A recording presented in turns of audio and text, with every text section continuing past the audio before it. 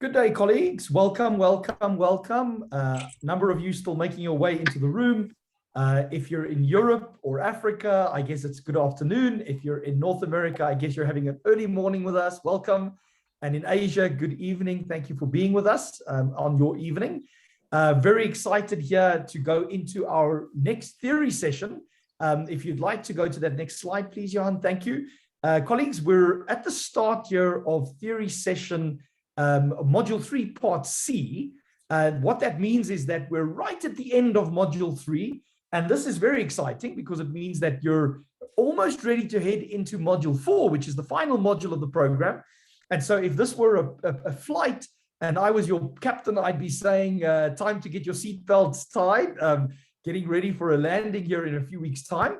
And so this is quite exciting, but we are looking today at a very important theoretical topic or a theory session looking at moving from insight into action, part of module 3, but very specifically linking implications to strategies and action. And you'll see there next to the bubble which says, where are we linking implications into strategies and action? I've put in the brackets there as a tool communicating insight. So in other words, if you've done foresight, the foresight has produced valuable strategic insight. How do you use that strategic insight? How do we make sure that that strategic insight lands within the organization, within the institution that we're working with, or that we're serving, our client or our partner organizations, or within our own organization? And so we're starting to get into that headspace. If we could go to that next slide there.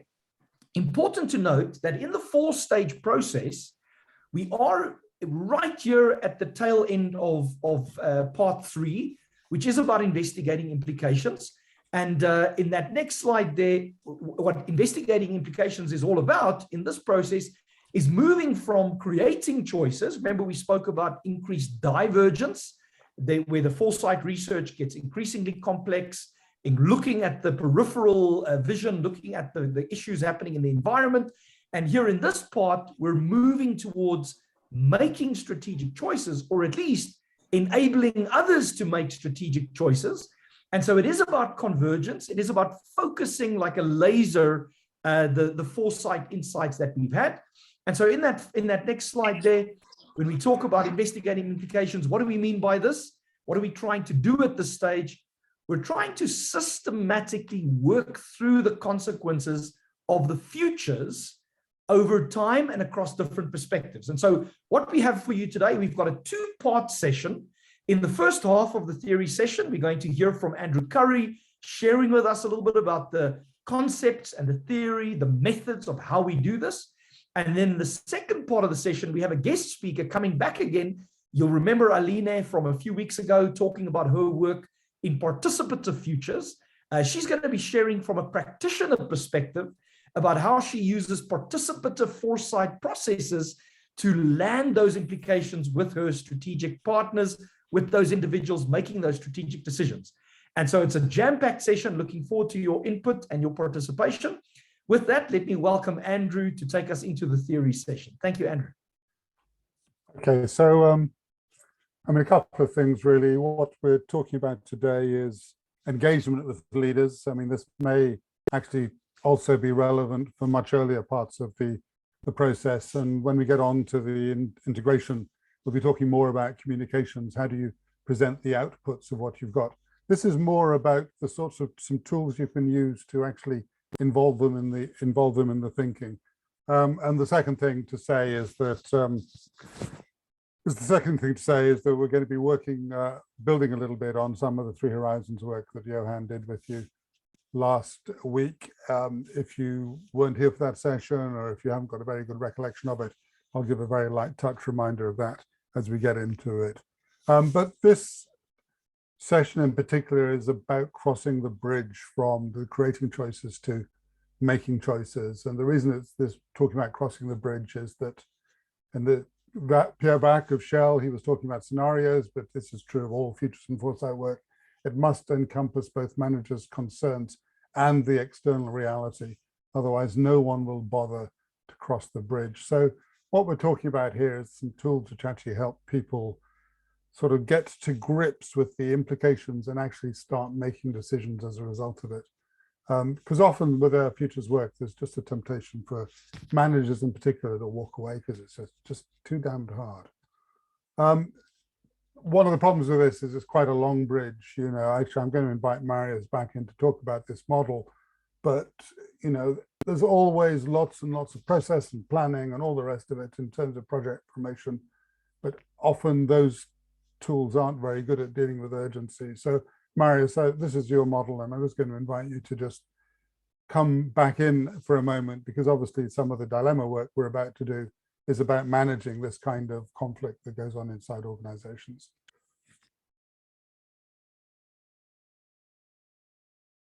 Marius. Is Marius going to come back in? Is Marius there? Sure. Marius, come back in and just talk through this map. I'll go to the next one so you can do both on the same page. Not sure Marius is having problems being heard, so maybe I will just carry on here. But actually, a lot of the kind of development processes which organizations have are kind of developed in a world where actually there wasn't a sort of series of urgent crises happening. They're kind of the business as usual processes. They're processes which assume that you've got time to sort things out, whereas a lot of the issues that large organizations are dealing with, especially large international organizations are dealing with, are kind of much more difficult. They're more problematic, they're more conflicted, and so on and so forth. Marius has this phrase in his work, and he may still be able to come in and just add something to what I'm saying here about this kind of the challenge of pre-science, that actually you have to both engage people in sense making in a way that is credible to them all, and then also work with them collaboratively in a way that makes sense to them all to get these things resolved. And one of the tools we're using today is specifically designed to help with that. In fact, they're all in their different ways designed to help with that. Marius, before I move on, I know you had problems being heard there, so I'm just checking that you don't want to add anything before I move on. If I don't hear from you, I'm just going to carry on. I'm going to carry on. Okay, so kind of three ideas today, really. The first is it's all about mindsets. And we're building here on some of the three horizons thinking that Johan talked about last week.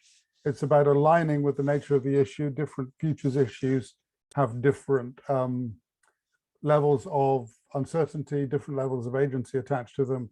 And that means that actually you need to be using the right sort of method and the right sort of conversation with leaders when you're engaging them. And the third is it's about using different lenses to see the world. One of the first things we talked about on this course was about foresight being about the gentle art of reperceiving.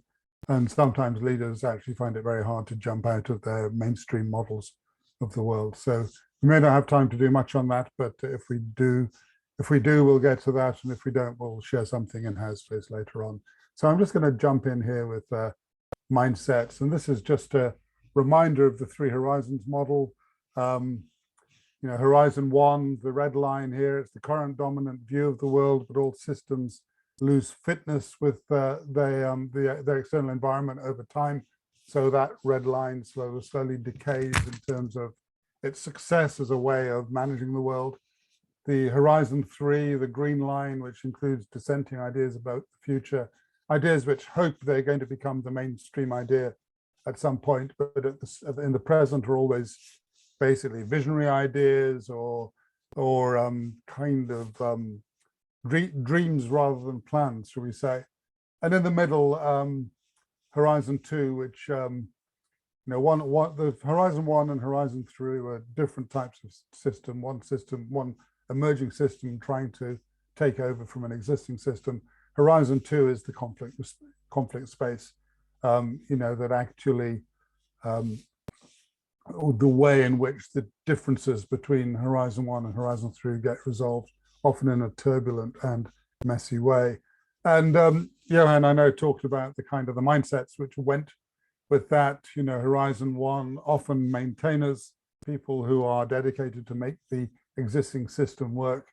Horizon 3 around visionaries, and Horizon 2 around entrepreneurs, and obviously we associate entrepreneurs with business, but obviously policy entrepreneurs, social entrepreneurs, all sorts of institutional entrepreneurs, all really valuable in that kind of transition or transformation. And Johan probably also had a quick conversation about this, the difficulty of these three perspectives talking to each other. You know, that Horizon 1, Horizon 3, Horizon 2, they're very different views of the world. And when they have a bad conversation, they just get stuck. You know, Horizon 1 looks at Horizon 3 and thinks they're irrelevant. They look at Horizon 2 and think they're trying to take risks. Horizon 3 looks at Horizon 1 in a bad conversation and says these people are just trapped in the past, they're dinosaurs. They look at Horizon 2 and say, you know, you're talking to those people, you're just making compromises everywhere. You're never going to get where you need to get to. And, you know, Horizon 2 look at Horizon 1 in bad conversations and say, you're just getting in the way of everything I'm trying to do here. All your rules stop me from developing new plans and new ways of doing things. And they look at the Horizon 3 visionaries and say, well, what do you know? You know nothing. It's just completely impractical. But there is a kind of positive version of that. We'll come back to that a little bit later on, which is, you know, Horizon 1 can look at Horizon 2 and say, well, actually, these people have got some interesting ideas about what we might want to do. They look at Horizon 3 and say, well, you know, it's the sort of thing my kids are talking about. You know, they represent hope for the future. Seen quite a lot about that around climate change, actually. And, you know, the Horizon 3 people might sort of look at Horizon 1 and say, well, you know, I don't agree with them, but their values are still the same. You know, the values of what they're trying to do is still the same. They're kind of preserving the history and the heritage of the organization. They might look at Horizon 2 and say, well, actually, they're an ally for change. They're trying to help me. And Horizon 2 might look at Horizon 1 and say, actually, these people can support. You know, they really know how these organizations work. They can really find things for me. And they might look at Horizon 3 and say, well, you know, that's not what I can do. I can't really get people's hopes up. I can't build those dreams, but I can make things work a bit. And, you know, and very quickly, you know, one of the hero stories of the Three Horizons literature is from a healthcare reform project in Scotland, where at the end of the meeting, which was about transforming elder care in a region of Scotland, the manager who'd been running the system, holding it together, and you know, under quite a lot of finance pressure, said, well, you know, actually, I hate having to just hold this whole thing together with, you know, always making compromises, always just having to patch things up. But I can see now that if I can just hold that together for the 2 or 3 years you're going to need to do this new plan, you know, that's worth my while coming into the office for, you know, just giving you enough breathing space that you can transform elder care in our country. So, you know, that's the kind of the idea of a good conversation. Now, one of the ways that translates into thinking processes is an idea called dilemma resolution. And the idea of dilemma resolution is that a lot of dilemmas end up being squeezed between a rock and not a hard place, but a whirlpool. And this is all based on, I think, Odysseus. The work originally was developed by Charles Hampden Turner, who was an English management thinker. And it's been developed since then by Tony Hodgson, who's also very involved in Three Horizons. And the idea is that, let me just go on to the idea is that the rock is often the exterior perception of what's important. It's often regarded as the foundation of success for the organization. It's strongly protected. You know, it sits there. Whereas the whirlpool, it's kind of the essential dynamic that sort of makes the changing environment work, but it's hard to grasp hold of, and it's uncertain to predict. And, you know, you can see immediately they're described like that, that actually, you know, these are not conversations that people have easily. You know, these are people with different worldviews looking after different things. And in Tony Hodgson's work on this dilemma thinking, building on Charles Hampden Turner's work, he says, well, actually, one of the problems here is if the advocates of one value get what they want in the short term, they don't get what they want in the long term. And I'm sure you all know of examples of, I'm sure you all know of examples of organizational changes or organizational decisions where somebody's backed one particular decision very, very strongly with a very particular point of view attached to it. And actually everybody said, well, that's fine for the moment, but sooner or later, that's just going to unravel.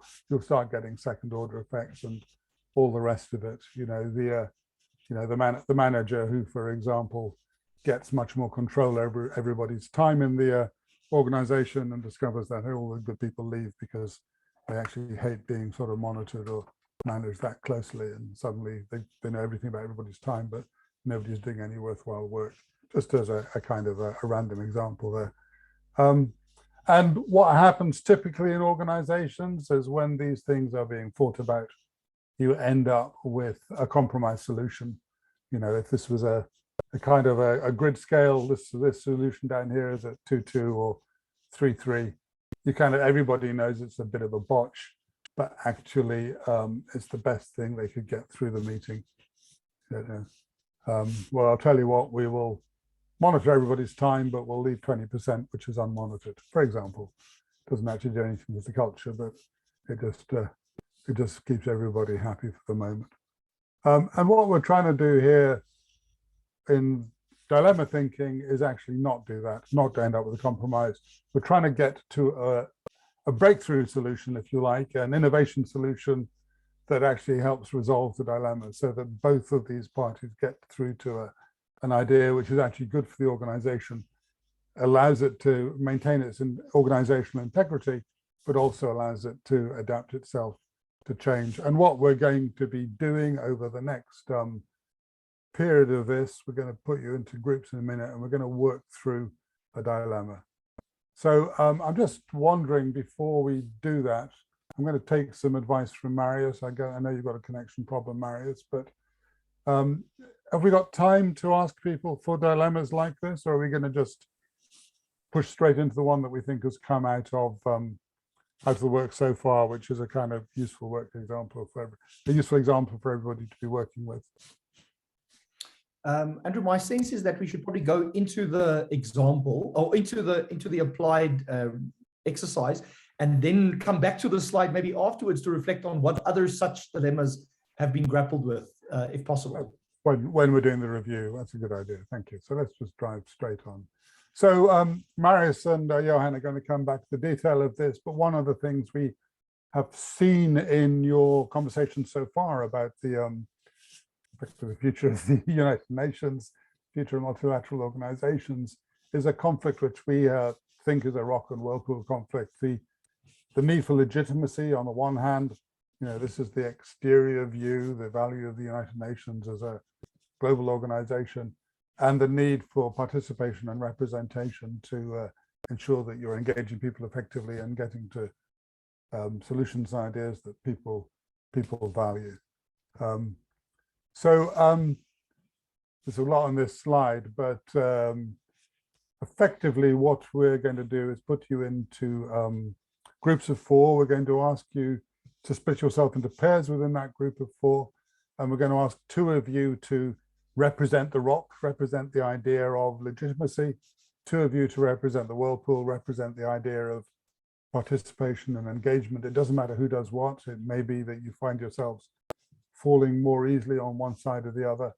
And we're going to go back through these in a moment. Johan's going to do it, but these are the 4 steps in the kind of 20 minutes or so we have.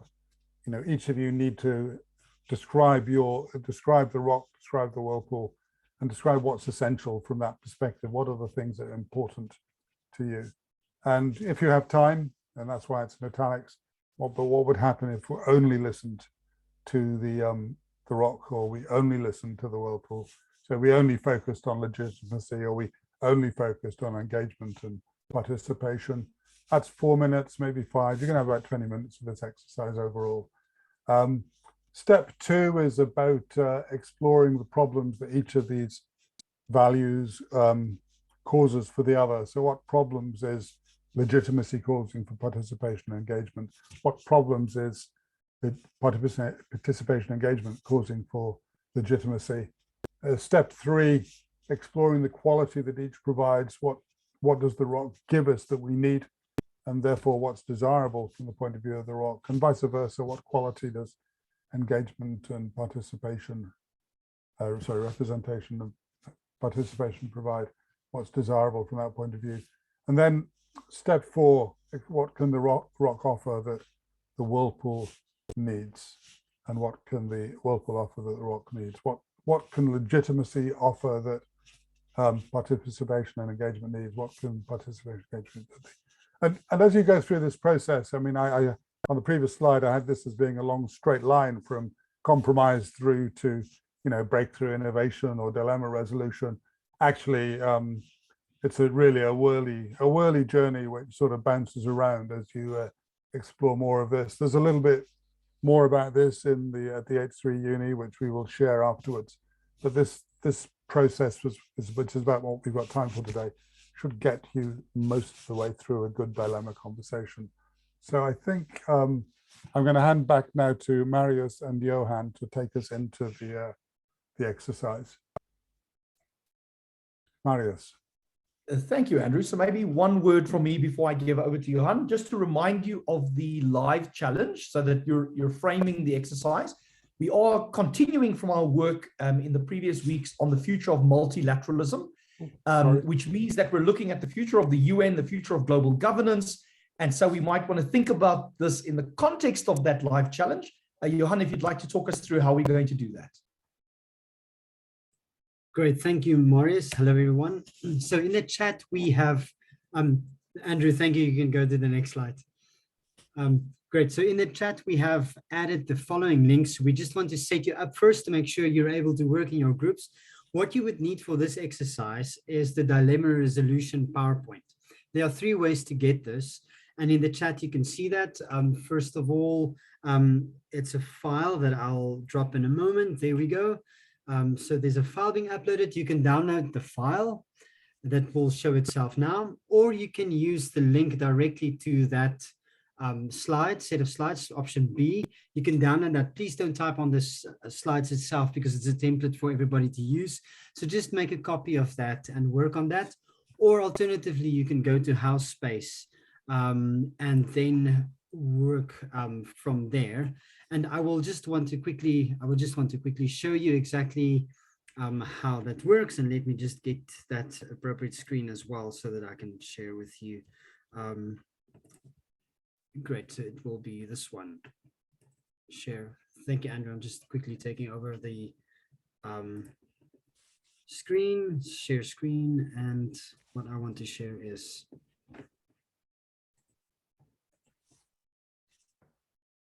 sorry, now I'm actually losing that.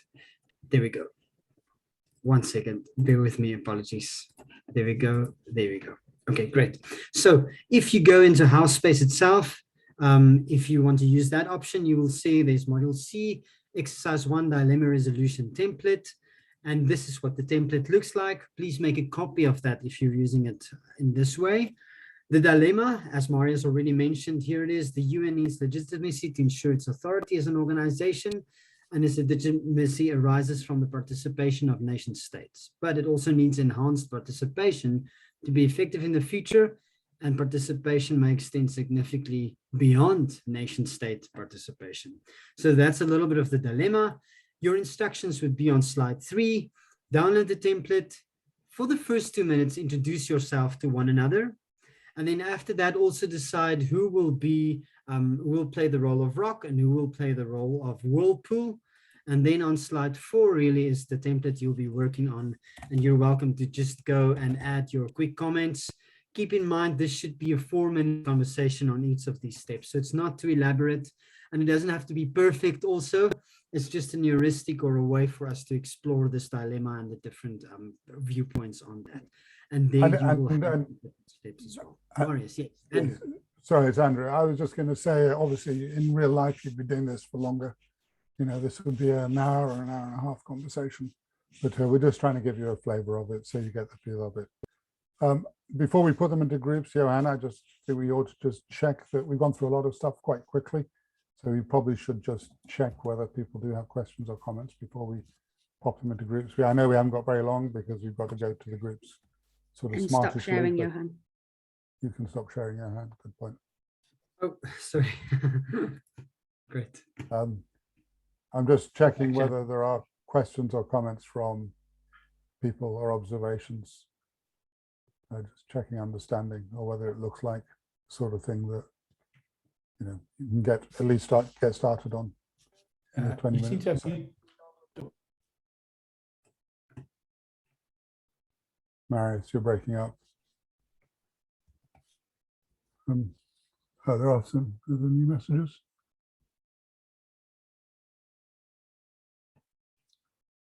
I think if somebody struggles, they can stay behind, and we can help Yeah, them. we'll be here for yeah, and we'll also be here for another 15 minutes after the session for anybody who wants to pick up individual points. I mean, I think we should probably just throw people into it and see how it goes, to be honest.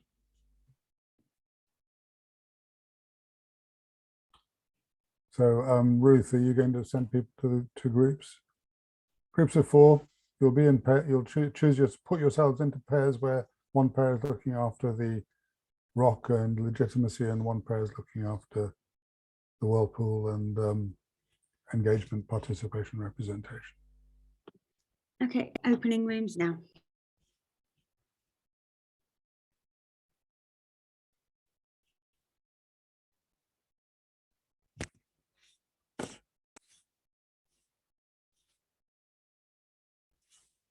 close, and then we'll feedback.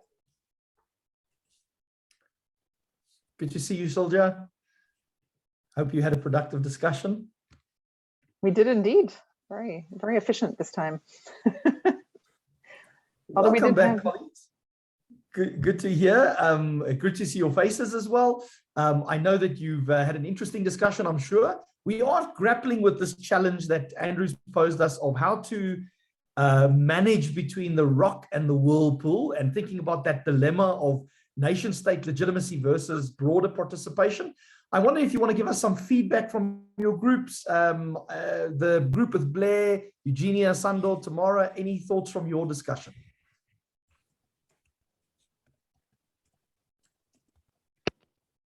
Tamara. Sorry, I was moving room. And I was trying to get my slides up. We had just an interesting discussion. Sorry, you're asking me on reflections or what we actually did. Sorry, hold on. Just some reflections on what you discussed. Yeah, so we plunged in. We were, in terms of I guess we sort of got to the point where on the rock, it's a legitimacy, it's a working system. We have what is unique. It is the only system that will work for the UN, for the world at the moment. And on the whirlpool, we had sort of things like, well, it's not good enough. It's a Cold War mentality. We need to have a different approach.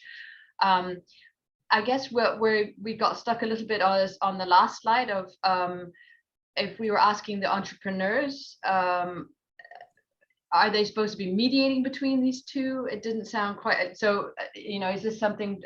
Are we trying to get through this transition from Horizon 1 perspective to Horizon 3? So we didn't get very far there, but we did discuss that if we're really talking about entrepreneurs, we would think that they would say, let's start with a new slate. Let's just begin from afresh and think about what would be the best way of doing this, and that would be a way of bringing together the old legitimate system and this real desire for complete change of having the voices of, say, more civil society organizations, more other organizations that haven't previously been included in a large way with a voice. But the only way to do that, we felt, was to actually start with a clean state, and I guess that meant UN 3.0 to some extent. So sorry, I jumped in rather quickly because I hadn't thought of what I was saying and I was moving rooms. But not at all. You did great for a person on the move. Eugenia, I noticed you also had unmuted briefly. Did you want to add something? Not really. I think that Tamara mentioned it very clearly. We were just thinking, as she said, we were a bit stuck on the last slide, trying to think on, shall we start with just a clean slate and how realistic that is to say, let's reinvent the UN. So, I mean, I guess that was a dilemma for us on how to deal with that specific slide. Very interesting. So at some level, it's a question of the level of change. Is it revolutionary or reform? Where on that scale? One other reflection, if if one looks at the long history of multilateralism, sort of the notion of the League of Nations being replaced by the United Nations, sort of moving from a smaller group to the nation state grouping. But obviously, there are often peoples that are not represented in that space, and peoples of different kinds. Today, with millions in a migratory suspended capacity without a state, a stateless group the size of some nation states, it raises all kinds of interesting, challenging questions. The group with Jacqueline, Louisa, and Martin, any thoughts from your discussion? Yeah, I can come in and just briefly provide some insights. We discussed a lot about the the different aspect and for the ROC, really apart from what Tamara was saying, also like the benefit of institutionalization and the institutional memory compared to the Whirlpool, where it's more new and innovative ways of doing things. And then we mentioned that it might be so new or innovative that the ROC doesn't understand yet that it's beneficial. So that was a bit of the discussion that we had. And then trying to frame it in a way in the last slide, how the middle ground could be achieved, like what would be actually the benefit for the member states to be more inclusive, also in a positive light for them. I love that, Louisa. Maybe that's a tagline for a Foresight project. Foresight, the ROC doesn't understand yet that it's beneficial. Maybe a quick update. Thank you for that from Blair, Eugenia. Oh, I had your group, Ani, Michael, Sanjoyo, and Sylvia. Any thoughts from your group? I'm happy to share a few thoughts. I think we had very similar discussions. We didn't actually get to that final slide. We felt we were very efficient having completed the table, but we didn't quite get to that final slide. I think very similar things coming up in the discussion on problems and things that are offered by either side. I think just one quick thought is that we had a bit of a hard time distinguishing between step 3 and step 4. It felt that the exploration of the quality and exploration of what each could offer were very similar questions. And I guess I was wondering whether you can clarify a little bit more how those differ. And apologies if that was clearly explained by Johan and I didn't listen carefully. But other than that, it was very similar conversation on the benefits and challenges on either side. Thanks. Very useful. Andrew. That seems like a good place to come back in. Absolutely. That's a good question. I think.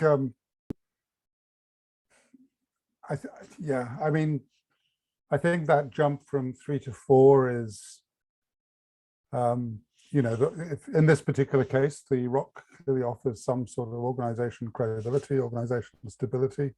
It also offers funding. If I go back to the example I used before, what the health manager was offering was, I can make this stable enough.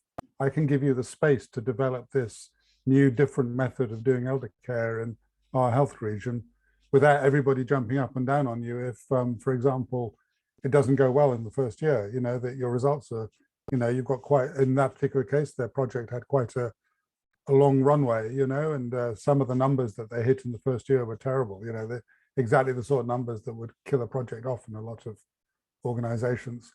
So what that manager was doing was say, well, I can give you stability, I can give you organizational cover, I can make sure that you're properly funded, I can keep people off your back.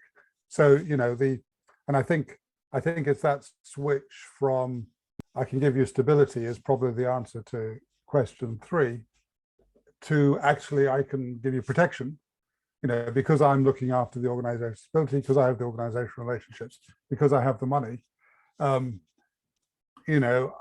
can sort of basically keep people off your back. So I think it's just sort of moving. It's not a very big switch, but it's just actually what are the specific things that being able, having control, having stability in the organization and funding in the organization, then allow you to do in terms of the solution that you're trying to get to, in terms of how do you, what's your transformative plan. And I think I'd probably also just say that, you know, this is actually difficult work. You know, 20 minutes is not enough. A lot of it takes time, a lot of it takes reflection. You know, I think, you know, if I were running one of these sessions and trying to get to some actual work, I'd probably be saying, let's have this as a 90-minute conversation and see where we get to. And maybe even we'll have it as a 90-minute conversation, then we'll take a break and we'll come back and have another, spend a bit more time in a week later just to see where we are, because some of it sort of happens in the background. I think the other thing I would just say is that, and this is a trick really, but, you know, sometimes just reframing or upframing the discussion to incorporate a bigger system allows you to get through to that kind of step 4 or even step 5. So, you know, one of the classic dilemmas here is around, I need to keep my costs down, but I want to be more sustainable. And, you know, classically, that means that you're spending, you know, you end up spending less on the actual procurement cost, but you end up with a system that costs much more to maintain. So actually the way that dilemma gets resolved is, instead of looking at the acquisition cost of something, you look at the lifetime cost of it, at which point actually all of those numbers change. So effectively you upframe the system from, we need to get this thing in place, to we need to actually look after this thing for 20 or 30 or 40 years or however long it's going to be in place. And, you know, I, without knowing what the conversations were in your groups, I think the model that you're probably, the sorts of conversations you might end up with here are going to be about what can that kind of participation and engagement do that also reinforces the credibility of your national members. Because actually at that point, suddenly the fact that you're running that system and it's improving the credibility of your national members means that you have a whole bunch of you know, members who are happy, you know, even happier than they were about paying you the money and turning up at your meetings. So I mean, I'm not necessarily, that's probably one of the areas that you'd end up exploring here. I'm just going to see, we've got about 5 minutes here, so I'm going to just work through one more idea and then leave a thought in your minds, which is about aligning. I know Johan shared this slide last week about agency and uncertainty and different types of methods that go into each of those boxes. And one of the things we've done with other clients is we've turned that into, instead of just being high and low, we've turned that into high, medium, and low. So there's a, you know, high agency, high, medium, low, medium, high agency, low, medium, high uncertainty. And then we've done a little bit of mapping about that, because actually that area A, which is really about low uncertainty and different degrees of agency, and area B, which is about low agency but different, area B, which is around different degrees of uncertainty but relatively low agency, basically require different sorts of futures tools and futures conversations from the stuff in the kind of medium to high box. And so I'm just going to spend, I've literally got 3 minutes here. I'm going to just walk through this. We'll obviously share this material later, but it's just a kind of a mapping exercise. It's fairly self-explanatory. And just a reminder, you know, of Marius's box. This is about helping people know what's the right type of tool for the right sort of thing is, because there's still blue things going on here. Everything isn't in the red box. So so those are the 3 boxes again. A is low uncertainty, B is low agency, C is medium to high uncertainty, medium to high agency. And if you look over at the low uncertainty area, you end up with, you know, traditional planning. It always works well where you've got low agency, low uncertainty. You just sort of map it out. But things like road mapping, things like technology radars, technology readiness levels, all work quite well in that kind of low uncertainty box. You've got most of the things you need to worry about under your control. In the kind of low agency box, you haven't got much way to influence stuff, but you do need to be able to respond if things happen. So you end up with all of those kinds of tools, which are about horizon scanning, tracking, and monitoring, contingency planning, what if questions, red teaming, all those sorts of things. And up here in the red box C, you end up with all those things, you know, alternative futures, scenarios, systems, things, all those design futures, all of which are designed to deal with much greater levels of complexity. But it's also just worth noting that things might change, you know, that actually one of the purposes of doing this kind of mapping is to notice when you have to move from one thing to another. So if you're in a kind of low uncertainty area and it becomes high uncertainty, you know, that might be, that might be something, for example, where you've had a technology team working on a technology roadmap about something, and you suddenly realize that the whole thing is much more socially contentious than you'd expected. You know, something similar, something like that happened in the UK around genetically modified foods, you know, something that scientists were just regarding as a set of technical questions about how you did it, suddenly became a completely explosive social and ethical and political issue. So suddenly it moved from the yellow box into the red box. You know, similarly, sometimes things where you think you've got low agency, you suddenly realize you've actually got some ability to influence outcomes as a result of conversations you've had. And you sort of, at that point, you get ready to sort of say, well, we've done all this scanning, we've been tracking things, we've got some quite interesting what if questions, which we've been testing with people. Let's actually put those into a kind of world where we're using something like, you know, sort of alternative futures or design futures to really explore what those actually mean. And the final thing I'm going to do before we take us to a break. We haven't got time to do this little bit of work. The slides are there, but just a reminder that one of the things that happens here is that we've already had a reference to this. You know, the rock isn't ready to hear the whirlpool. It doesn't even notice the whirlpool exists in some cases. You know, that actually often managers and leaders in organizations are still acting with yesterday's logic rather than in response to turbulence. It's not the turbulence that's the danger, that's actually you're locked in. And I'm going to annoy my colleagues a little bit and just talk very briefly. We'll share a little toolkit that we did on this method. It's one of many methods to think about a problem through multiple perspectives. They talk about these 4 systems: a red system, which is all very competitive, winner takes all; a blue system, which is very organized, very bureaucratic; a green system, which is very holistic. And these examples are all from a kind of examples around space, as it happens, which I think we talked about that project before. And a purple system, where you're just sort of in the realm of weird stuff, you know, completely different perspectives. And obviously in most organizations, especially large multilateral organizations, there's a lot of blue thinking. There's certain amounts of red thinking, maybe not inside the organization, but inside some of the people that you deal with. Some of the green thinking sometimes comes in, sometimes doesn't. Obviously, that's the transition that the United Nations is trying to make at the moment around common good. And basically purple thinking never really gets a look in, but sometimes it's necessary.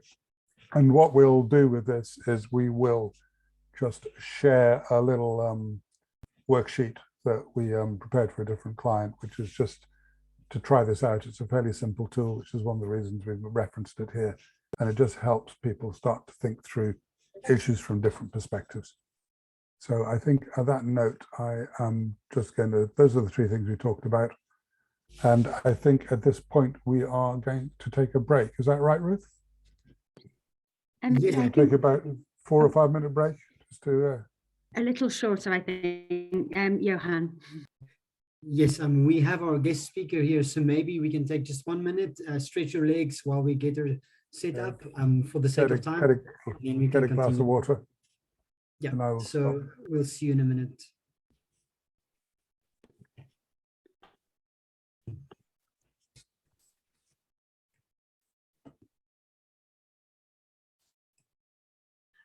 Alina, are you happy to share from slide, even before I introduce you to share from slide 60 already? Yeah. And you can put that up already, and then I'll, Great. So for the next 25 minutes, we've invited Aline to be with us. And Aline, you can go to the, well, what we're going to do is we're moving from theory to practice right now, really. And so we're thinking a little bit about communicating insights, capturing attention of decision makers, and supporting decision makers really to make decisions based on the input we give them, which is interesting and a difficult route full of interesting things we need to consider. We invited Aline, and Aline, you can go to the next slide. Thank you. She is at this point a capacity development expert at United Nations Institute for Training and Research. And she has also been one of our Next Generation Foresight Practitioner awardees in 2018 based on a project she did in South America. And I think she presented some of that work previously with us.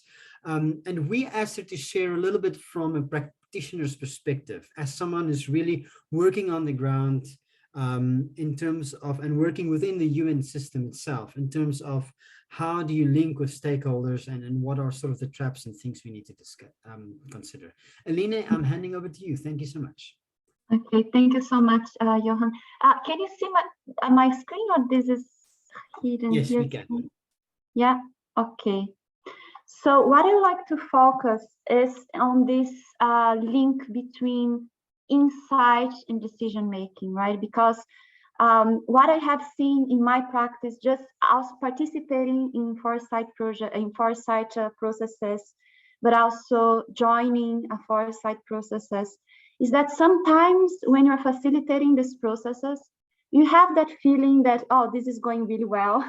And sometimes you have the feeling, no, that's not going really well, that you're going to do a lot of this work, but that's not really impacting decision making. So there's this kind of a symptoms when you're facilitating these processes that you feel in your skin when things are not going well. So what I want to bring here is like a reflection from my practice about how we can, what are these risks that when you have a disconnection between the foresight process and the decision making, and which kind of things you could do to approach these things. And I will have like 10 or 15 minutes of presentation, and then you can have a discussion, because probably you in your practice also have experienced something similar. Maybe you have different approach to face these challenges. So that would be a little bit of the tone of this part, okay? So things that we know, I'm putting here link not just between foresight and decision making, but linking insight and decision making, because not necessarily foresight is the method or the strategy that you should use all the time, right?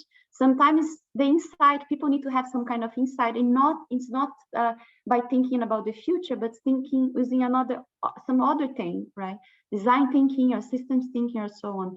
So the problem is like when you're trying to have decision makers, and decision makers can be top level or can be like some technical staff that has some decision making power, and how you are going to help them to have insight about their practice to change a little bit decision making. Maybe have a little bit of a turn or not, how you're going to do that.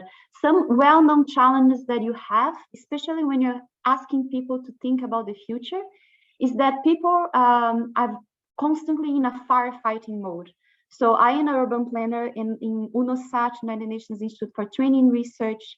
I work for the United Nations Satellite Center, and you're talking about, you're constantly working with governments that are talking about disaster risk management, right? So we're always in a firefight mode about how you're going to think about the next disaster, how you're going to build capacity. So it's really hard for people to leave this mindset and think about the future, the long-term future. And there are many reasons for that you can discuss later. Another challenge that you very know when talking about decision makers thinking about the future is that there's no time to think long term. The present has already so many challenges. Why you're asking us to think about the long term? Another thing, there's many times there's no clarity about the benefits of spending time on it. What exactly I'm going to get, you know?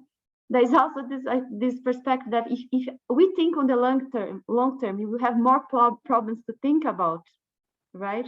You have plenty of problems already in the present. Why are you going to think about the problems that are not here yet? So also there's this overdose of jargon, especially when you're talking about UN, working with the governments all the time, you come with new words and new terms and new things. So when you are going to talk about foresight, wait, but you just started to introduce systems thinking. So there's kind of this overdose of jargons that people get scared, something else to learn, right? And also there's this very critical problem that sometimes decision makers can be overwhelmed by feeling powerless.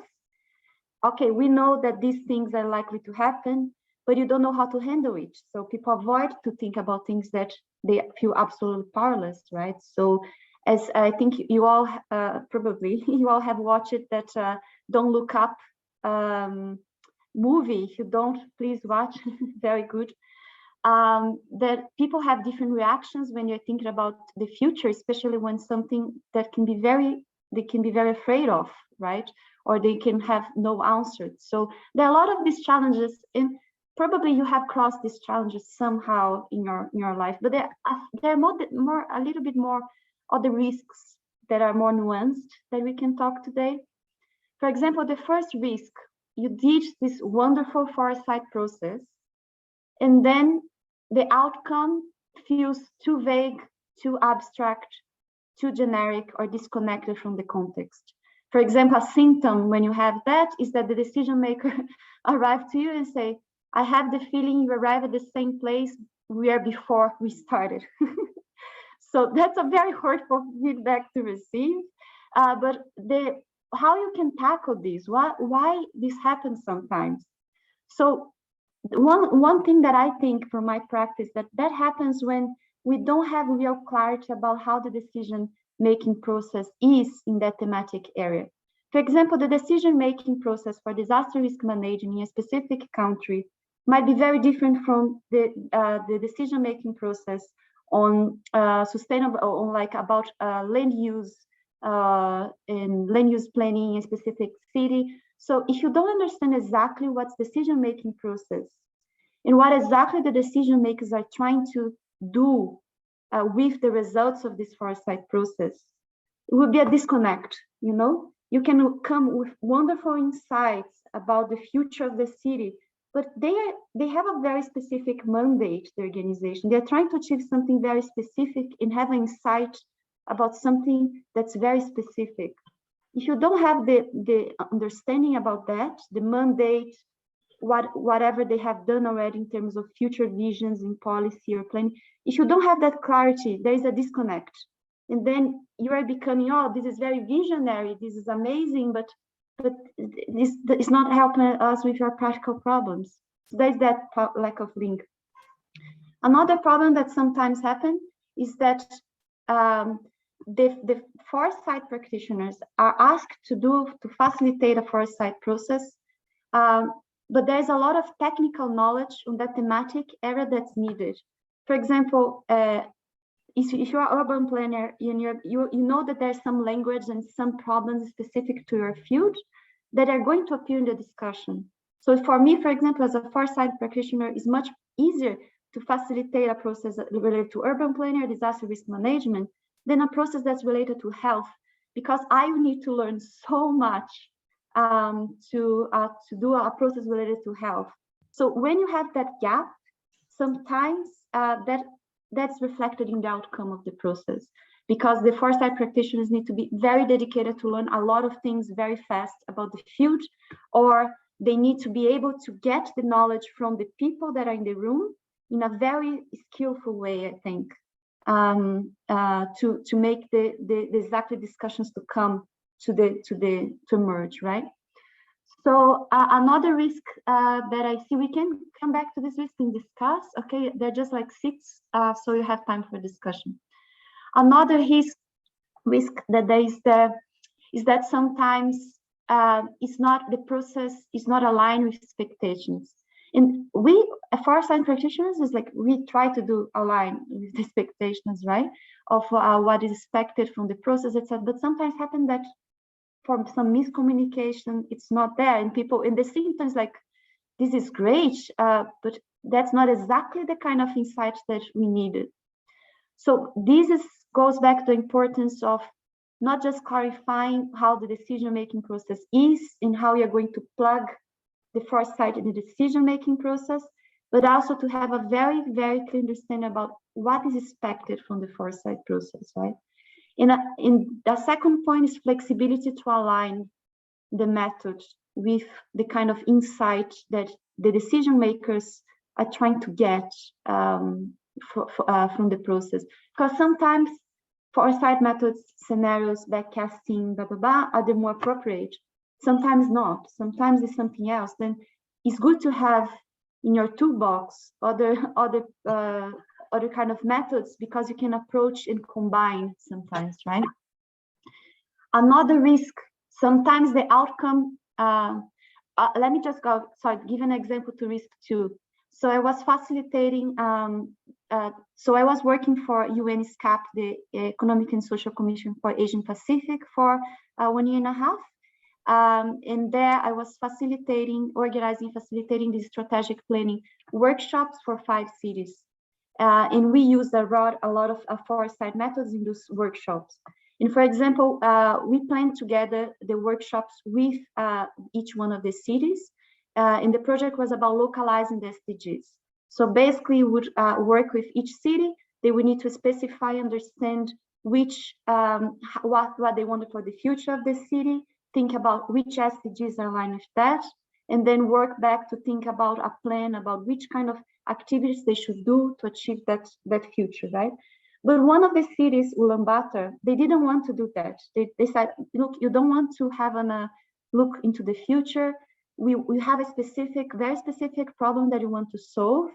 We want to understand why deforestation is happening, and you want to find a specific way to approach that problem. You don't want a future-looking perspective. You respected that, and instead of using foresight, you use a systems thinking combined with design thinking, in the way that you use it Lego and other things to have conversation between different stakeholders, for them to visualize the problem of how wood was being transported around the city, to understand the gaps in the problems.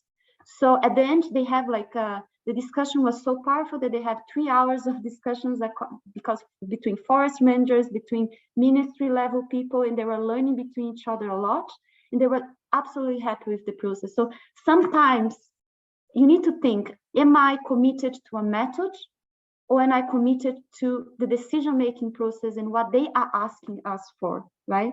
It's because sometimes it's foresight, sometimes not. So I think that's something to reflect.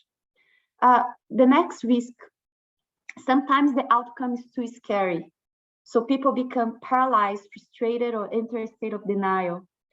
For example, when I was in a workshop in the same project for Philippines, I remember you have different groups working together at a certain stage. You were doing backcasting. We have established a vision. So now each group would look back from the future to the present and think about all the actions that they should do to achieve that specific vision that they wanted, right? And one thing that this city in Philippines, Naga City, they are facing is that the city is going horizontally, like urban sprawl is huge. So they're consuming all the agricultural land across the city, and farmers are losing their land, and that is threatening food security. So they create this vision that they didn't want that to happen, basically. And then I was with this person from the Department of Agriculture of the city. And when we started to do the backcasting from the future to the present about everything that should be done to achieve that, I could see his face. He was slowly become more frustrated and more frustrated and more frustrated, because he was realizing how far away and how impossible was to do anything that will lead them to that vision, you know?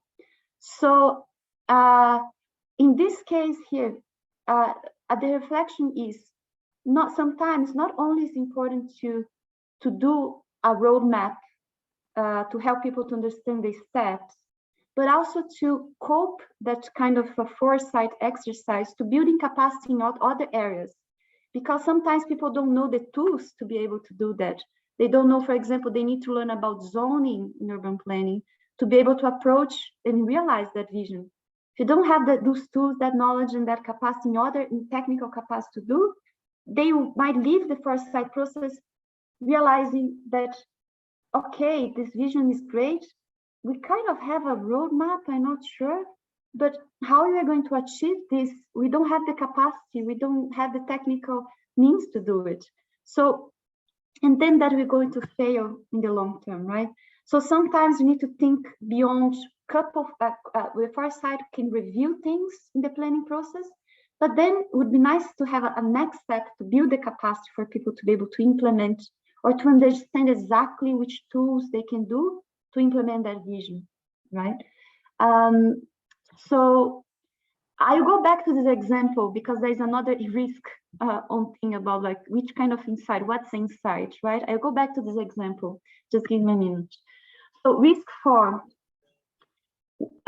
you design a perfect foresight process, expectations are really aligned, everything good, but then we don't have the right people in the process.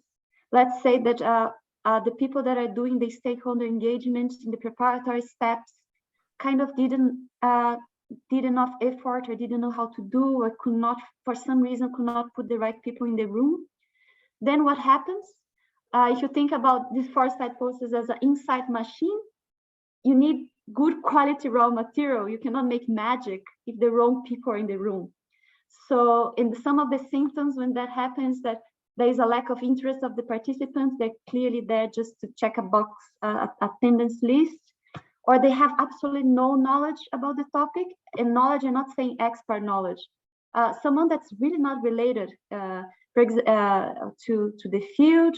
For example, if you're a foresight process of education and you have people that work in the school or people work in the ministry, all of them have some knowledge and they're connected to the field.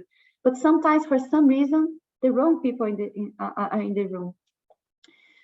So what happens that the discussion is very superficial. Of course, there's a lot more on that because there's the power play that you have in the process. Sometimes in a group you have the people with different powers. I think you have some kind of discussion that before, right? So if you have someone has a lot of power, overthrow the discussion and others don't. So there's a lot about the design of the process too.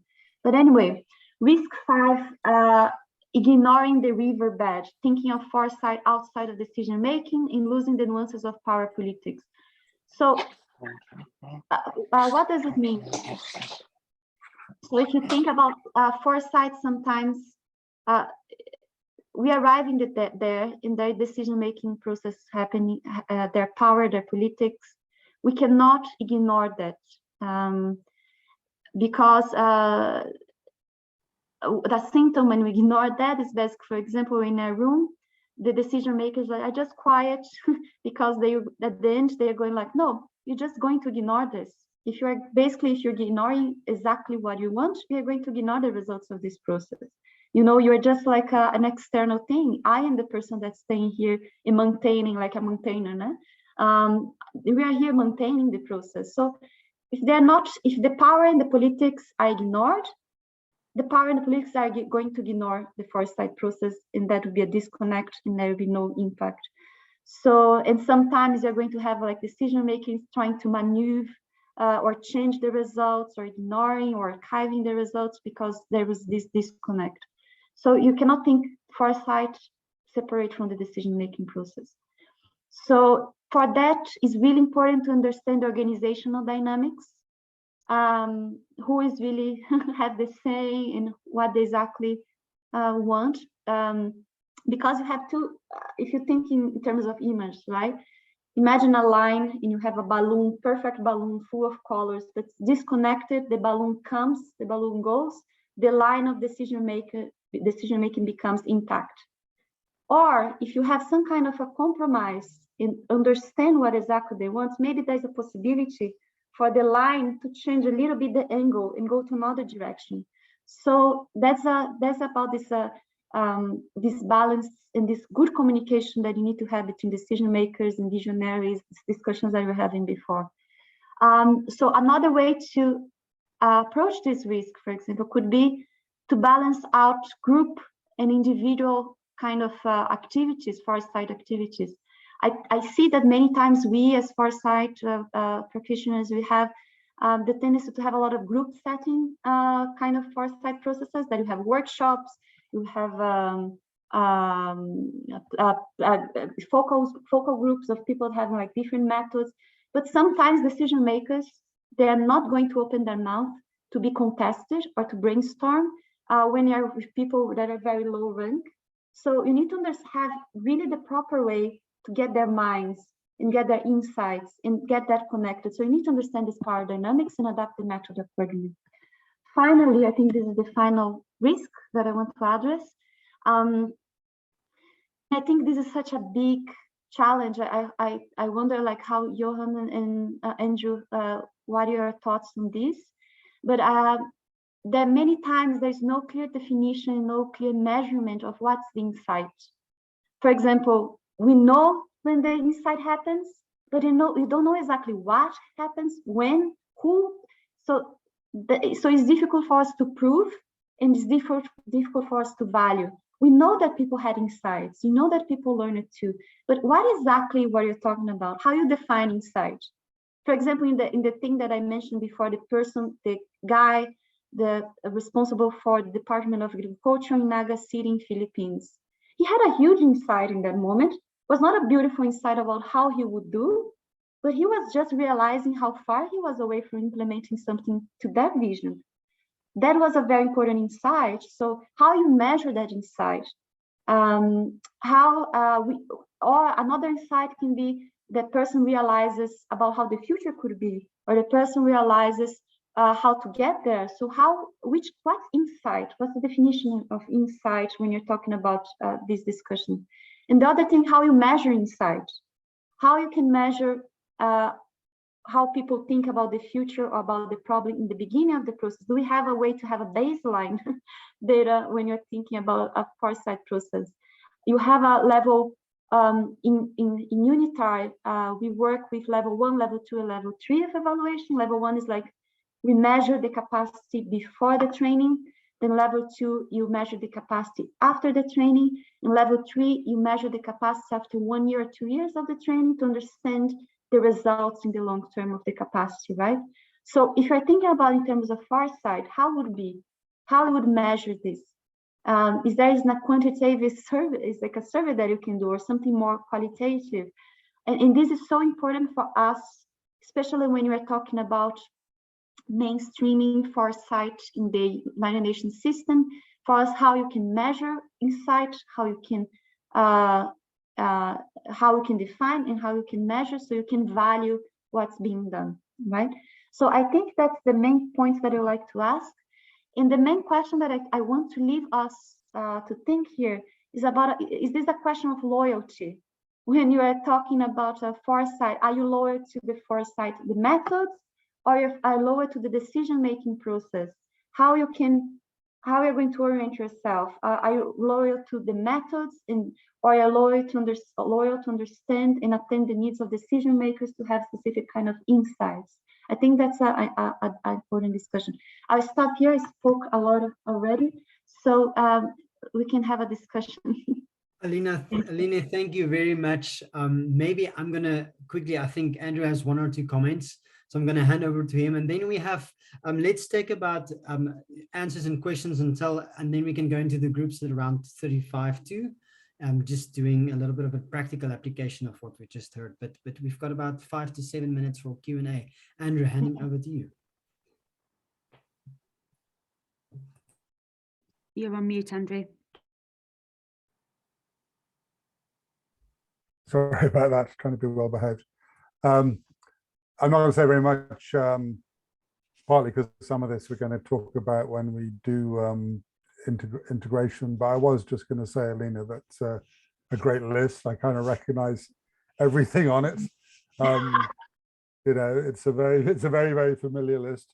I think, but I also, you know, the story that you've been talking about, the person who realized how far he was away, and how, you know, I think that's really critical. One of the things we'll talk about when we do get onto integration is the importance of not just telling people about the future, but helping them see the steps they can take now in the direction of whatever it is they're trying to achieve.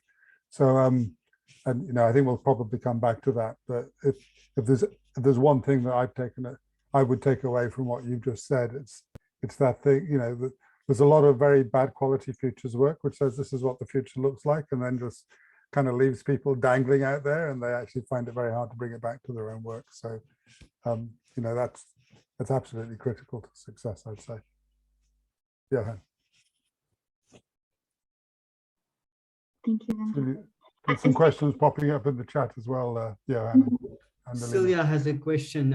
I have a question regarding the balance of expertise in the room. Celia, could you, Yeah, hi. First of all, thank you very much, Eileen, for that great presentation. And in a very limited experience with Foresight so far, I recognize a lot of the challenges indeed.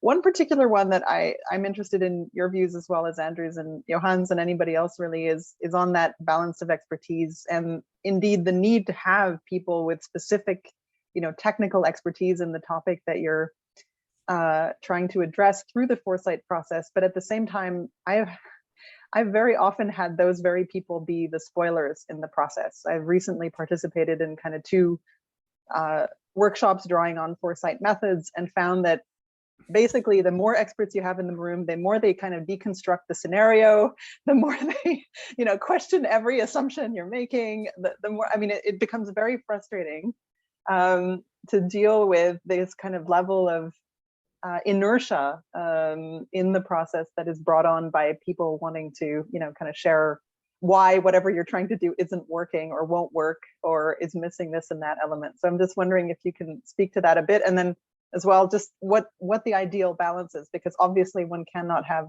only experts, but without them, it's also not a very legitimate or helpful process. Thanks. Very good question. Andrew, do you want to give a go? Yes. I'm happy to come in. I don't want to speak across you though. I think my observation, this is a very good question, Celia, and I've had exactly the same experience. Experts almost know too much about too little, if you see what I mean. So when you start giving them kind of a systemic sort of view, they sort of pick away at the bits they know. I think there's probably 2 things there. The first is it partly depends on how you define the system much earlier on at the scoping stage, Celia. So making sure that people who are in the room, who are not technical experts necessarily, but have got expertise that's relevant to the way you've defined the overall system, because then you can give them the right to speak. And I think the other thing that I would say is it often just depends what you get, the task you get them to do. The minute you give people who are technical experts a scenario that has any level of detail in it, they will just tell you that it's wrong. Whereas if you give them a much thinner piece of material, shorter, much vaguer, and ask them what else should be in here, as a kind of what if, it's an open question, they'll start building it out. If it's a water system and you're trying to work out how you can say move away from kind of big sort of long distance piped water systems, or can you take that dam down or whatever, as part of a kind of a way of looking at a water system, and you ask them that question instead, it becomes a bit of a puzzle, and actually instead of trying to tell you everything that's wrong with your scenario, they're trying to sort of apply their expertise to, heavens, what would happen if we had to do this? So I'm a big fan of just using what if questions and that kind of sort of deliberately slightly undercooked technical material, so that actually they don't have anything to get their teeth into, and they actually suddenly it becomes a bit of a puzzle, a bit of a game, a bit of I can show my expertise off, so that's probably, I've spoken too long there, but those are my two tips. Broaden the system, don't give them anything too specific to get some game type dynamics in the room about play, not game so much, but playful dynamics in the room about what if this happens, how would that work. I think another idea could be also, because if they're very engaged, even if they're very critical, means that they care, right? Sometimes.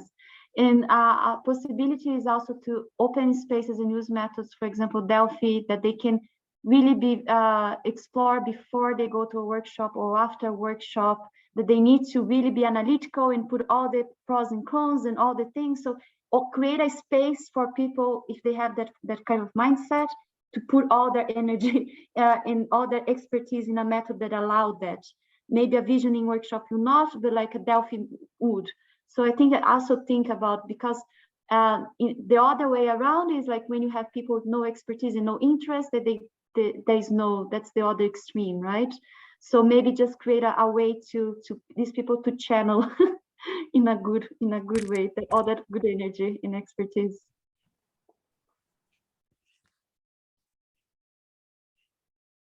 Is there anybody else who wants to ask a question? Thank you, Celia.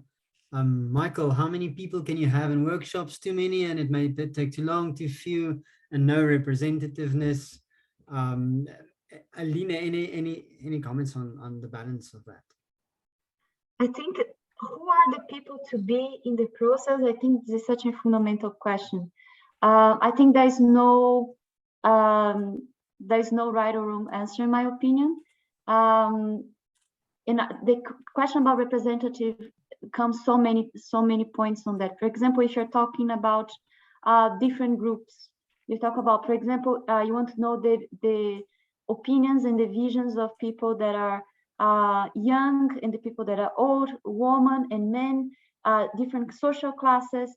Maybe these people are not going to speak up if you put in the same room. So maybe you need to do process in parallel with these different kind of groups to really hear what they think. But that always depends on the entire design of the process, right? Maybe young people would be very, very comfortable or in giving inputs and participating in a foresight process that's involving a lot of social media, interactivity, etc. Other people, or elderly people, no. So the amount of people, how many people you can involve depends on the method.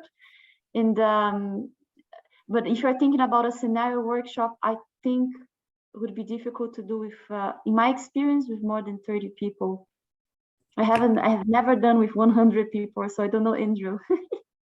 I was just put in the chat actually that there is some theory out there which says a mixed group of 30 people is the right mix of breadth and depth.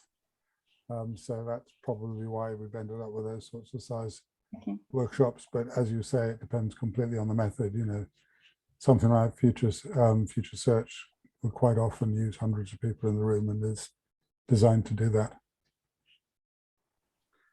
Alina, thank you so much, and Andrew also for your contributions. And Alina, you're welcome to stay. What we will be doing now is, and let me just share my screen as well. We want you to engage in a quick 20-minute thematic area discussion. There are a couple of people who are alone in their group, and we'll put you together. So we will communicate that to you, and we will work on Miro. And basically, the questions would be, how does planning and programming design usually work in your setting? Who plans for what and how do they do so, specifically in your thematic group? What situations usually ignite the need for an intervention, such as events, planning cycles, etc.? And then the third question, number C, how does the decision-making process or information use occur in your context? Who asks what, who informs, and who decides? So it's maybe from everything we've heard, as well as Andrew's original contribution about the rock and the whirlpool and the Three Horizons voices, maybe this is a way to think a little bit about your thematic area specifically and talk through these three questions. So we have a Miro board set up for each thematic area, and you'll see the questions there. Maybe what I can do is actually just go there. Or maybe let me share this as well.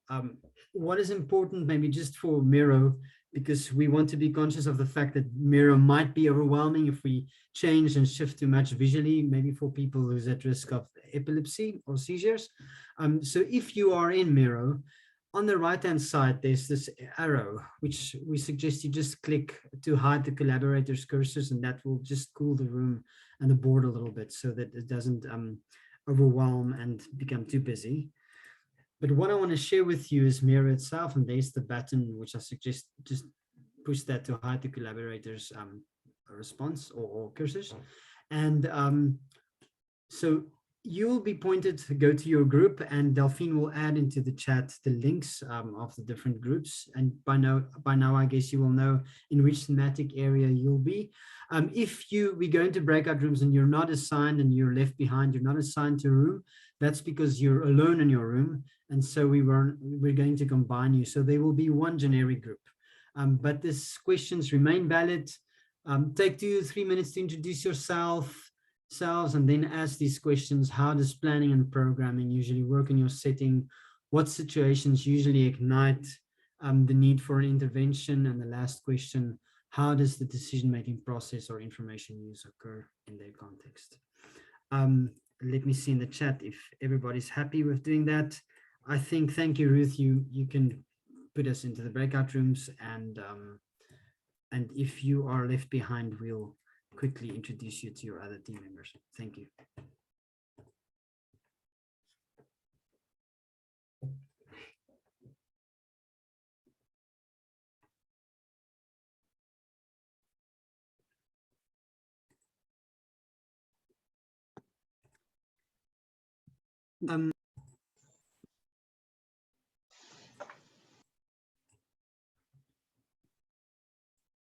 Great, thank you so much. Welcome back, everyone. That was a quick, okay, well, let me wait for everybody to enter the room. Great, I think everybody's here. Thank you. That was a quick excursion or exploration of carrot planning and how that works. I think maybe we have 1 minute for maybe a pertinent question from anybody. Is there anybody who would like to maybe quickly share while we have Andrew here as well? Before I close, anybody who has a very interesting question from what you've just discussed or what stood out for you?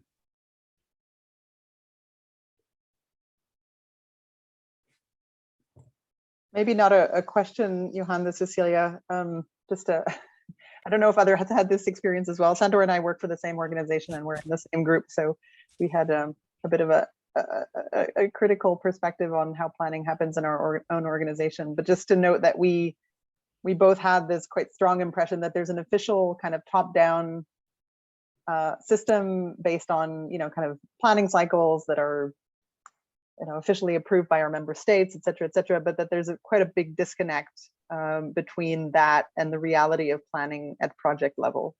And that's partly due to the fact that there's a big lag between the program planning cycle, which is sort of 4 years ahead of time, oftentimes, and the actual need to respond to shifting priorities and challenges and new issues and, donor priorities, quite frankly, as well, on the ground. And so oftentimes you have projects that are being planned that are kind of retrofitted into a program of work that was decided 2 or 4 years ahead of time.